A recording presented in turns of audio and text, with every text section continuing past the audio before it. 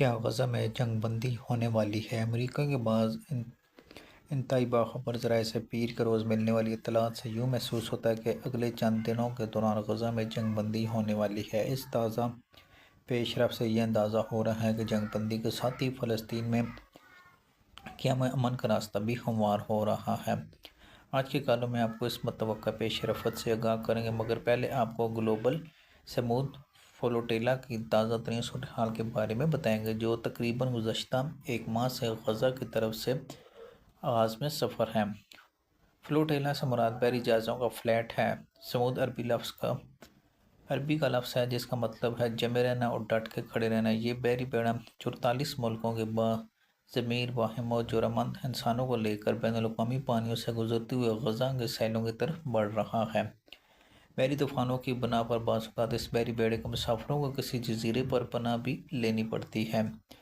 Global سمود flotilla کو منظم کرنے میں کئی انسانی نواز عالمی تنظیموں نے حصہ لیا۔ اس پرامن انسانی ہمدردی پر مبنی مشن کا مقصد ہے کہ اسرائیل کی طرف سے زمینی اور بحری راستوں سے آنے والی خوراک، ادویات اور پانی وغیرہ پر اسرائیلی محاصرے کو توڑا جائے اور اہل غزہ تک یہ بنیادی ضروریات پہنچائی جائیں۔ حالیہ برسوں میں غزہ کی طرف جانے والے یہ فلوٹیلا سب سے بڑا ہے۔ ان جہازوں غیر مسلح اخلاقی قوت سے مالا مال جانب باز یہ سمجھتے ہیں کہ ایک مرتبہ بحری چینل کھل گیا تو پھر ہر طرف سے اہل غزہ کے لیے خوراک اور ادویات کا تانا بانا بن جائے گا۔ بے لگام اسرائیلی حکومت نے اس پرامن انسانی ہمدردی سے سرشار لوگوں پر ایک نہیں کئی ڈرون حملے کیے۔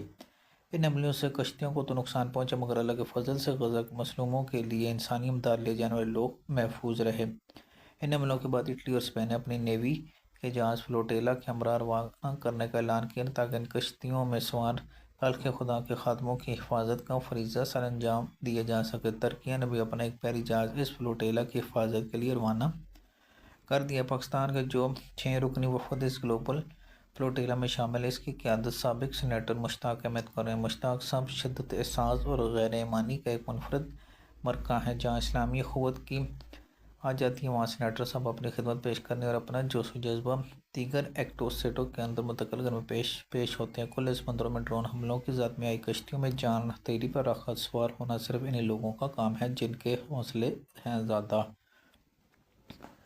جہاں سے ساری دنیا کو مخاطب کرتے ہوئے مشتاق صاحب پہلے یہ بتا دیں کہ میرا تعلق اسلامی جمہوریہ پاکستان سے ہے۔ جرمنی سے تعلق رکھنے والی یاسمین، جو کہ سینیٹرنگ کمیٹی کی ممبر بھی ہیں، انہوں نے اپنے پیغام میں کہا کہ سمود فلوٹیلا اپنے مشن کے آخری مرحلے میں منتظمین کے اعلان کے مطابق وہ اس مقام پر پہنچنے والے ہیں جہاں فریڈم فلوٹیلا کو اسرائیلی فوج نے گھیر میں لے لیا تھا۔ اٹلی کی بحریہ کا جہاز قافلے کی حفاظت کے لیے ساتھ ہے اور جب تک یہ ستور آپ پڑیں گے اس وقت اسپین اور ترکیہ نیوی کے بحری جہاز بھی پہنچ چکے ہوں گے۔ عین ممکن ہے کہ امدادی قافلہ منزل مقصود پر لنگر انداز بھی ہو چکا ہو۔ سینیٹر مشتاق صاحب نے مشن کی کامیابی کے لیے دعا کی درخواست کی ہے۔ 3-4 روز سے امریکی صدر ڈونلڈ ٹرمپ کہہ رہے ہیں کہ غزہ میں سیز فائر ہونے والا ہے اور تقریباً تمام ہی فریق جنگ بندی کی شرط پر متفق ہو چکے ہیں۔ اسرائیلی وزیر اعظم نے امریکی چینل فاکس نیوز کو انٹرویو دیتے ہوئے بتایا کہ ہم اس بات پر غور کریں کہ مباشرت کے ساتھ حماس کے لیڈروں سے ملک سے باہر جانے کے لیے محفوظ راستہ دیا جائے، تو انہوں نے مختصراً کچھ شرائط کا ذکر بھی کیا جس میں حماس کی طرف سے جنگ کا خاتمہ اور تمام اسرائیلی یرغمالیوں کی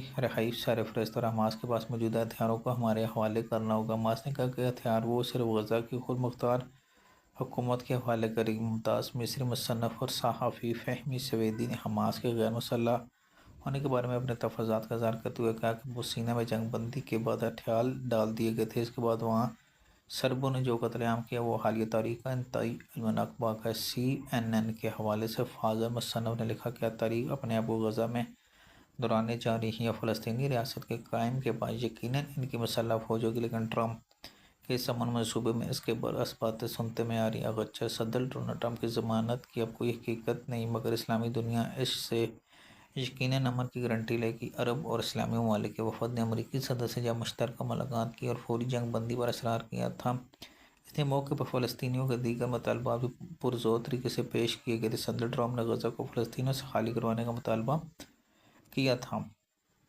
جسے وفد نے منقطع طور پر رد کر دیا۔ اس مشترکہ ملاقات کے علاوہ وزیر اعظم شہباز شریف، فیلڈ مارشل عاصم منیر نے ڈونلڈ ٹرمپ سے جو الگ ملاقات کی، اس میں بھی انہوں نے غزہ میں فوری جنگ بندی ہی کی بات کی تھی۔ میاں شہباز شریف نے اس موقع پر عالم عرب اور اسلامی دنیا کی اہم شخصیات سے جو ہارٹ ٹو ہارٹ اور 1-to-1 بات چیت کی، اس میں بھی غزہ میں فوری جنگ بندی پہلی ترجیح کے طور پر شامل تھی۔ البتہ جناب وزیر اعظم سے قوم کی طرف سے ایک ضرور استفانہ ہے، یقیناً یہ وزیر اعظم کی صوبہ دید پر ہوتا ہے، کوئی جسے چاہے اسے اپنے وفد میں شامل، مگر ایسی کوئی شمولیت پراسرار طریقے سے نہیں کی جاتی۔ محترمہ شمع جو جنرل اسمبلی وزیر داخلہ محمد آصف کے عقب میں بیٹھی تھی، جب خواجہ سے پوچھا کہ یہ محترمہ کون تھی تو انہوں نے کہا مجھے تو معلوم نہیں، پاکستان کے ایک سابقہ اخبار نے پاکستانی وزراء خارجہ سے یہ سنا تو انہوں نے بھی یہی جواب دیا ہمیں معلوم نہیں، کیونکہ فارغ نافذ وزیر اعظم منظور شدہ وفود میں مذکورہ بالا خاتون کا نام شامل ہے۔ اب وزیر اعظم یا وزیر خارجہ کے دفتر نے کوئی وضاحت نہیں کی، البتہ محترمہ شمع نے خود وضاحتی پیغام جاری اس کے بقول وزیر اعظم نے بطور مشیر وفد میں شامل کی۔ جب میاں شہباز شریف کو شاید تفصیل ان نہیں کہ محترمہ شمع ایک پڑھی لکھی خاتون اور ان کی انگریزی اچھی، مگر محترمہ ایکس